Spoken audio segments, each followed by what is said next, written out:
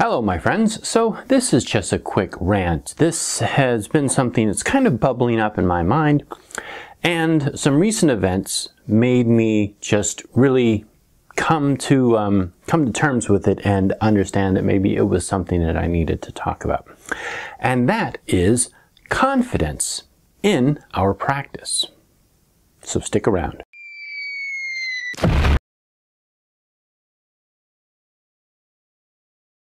So what I mean by confidence in our practice is the confidence that we have in what we are doing is perfect for us.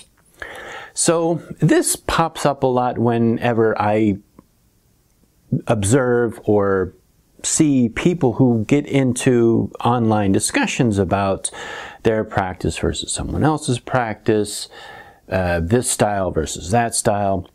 And it kind of turns into this match of, what is supposed to be better, or what is more traditional, or what is more ancient, or whatever it is. And, it really doesn't fucking matter, to be quite honest. If you are confident in your practice and you enjoy your practice, then who cares who thinks about it, to be quite honest. There are a lot of people who I look up to and a lot of people who I admire, and if I felt that they thought that my practice or my tradition or my beliefs were, incorrect or stupid or anything that would shine a negative light on it, I don't think I would be able to honestly say that it would not affect me. It would affect me to a certain degree. But the truth of the matter is that my practice is my practice, and I would need to rise above that and be confident in what I am doing. And if I'm not confident in what I'm doing, why? Why am I not confident in my practice? If there's a quote-unquote a hole in my belief system or my practice, then I need to look at that hole and figure out why I feel that that certain area is weak, and analyze that and think about it. And if I can, possibly reform my belief or my ideology, or fill that hole with something.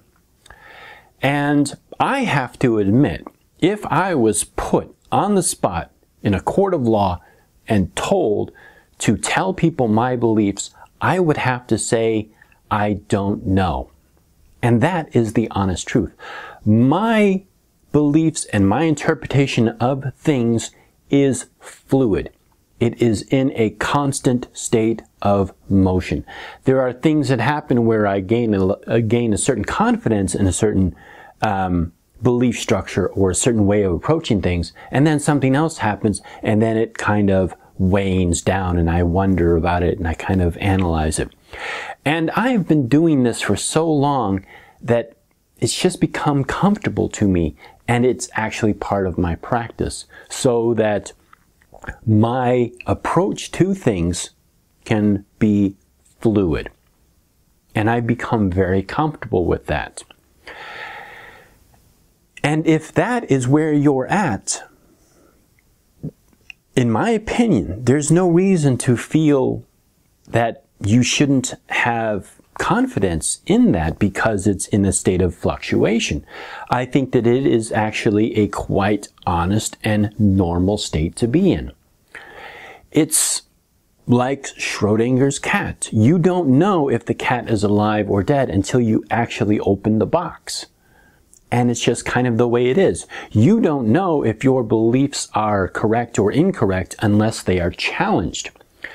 And allowing that challenge or that judgment or that interpretation of it by another person or an external influence should not be a defensive or a reactionary position of yours. It should be a point where you challenge it and look at it and analyze it and see it for yourself. And there are many different beliefs and many different approaches to things, even within the same path or the same tradition. And I think that it comes down to individual perspectives and individual beliefs. And again, I don't think there's any value system that we could place upon another person's belief system to put it above or below another one. And that's just the way it is. Now, beliefs do have to have certain ground. They do have to have something that kind of grounds it. And that can vary for person to person to person. And one of the things that I find is that there are traditional practices and traditional ways of approaching things, and then there's more of an eclectic practice or a kind of a free way of looking at things. And again, I don't think you can put a value system on one and devalue another or place one above the other. It's just different ways of approaching things. And from my own perspective, which is the only thing that I can draw upon, I have been in a situation where I was an eclectic solitary, and in many aspects I still am an eclectic solitary because I have my own practice that I'm always constantly developing. And then I have a traditional practice, which I have a particular way of looking at, not a particular way of looking at things, but a particular practice. And these two things are just different ways of approaching our practice or our beliefs. Well, I shouldn't say beliefs, just our tradition and our practice. So anyhow, I'm getting into rambling at this point, so I just wanted to talk about that.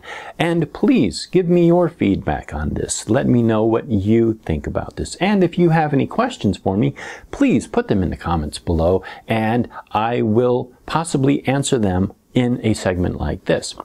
Thank you, and blessed be.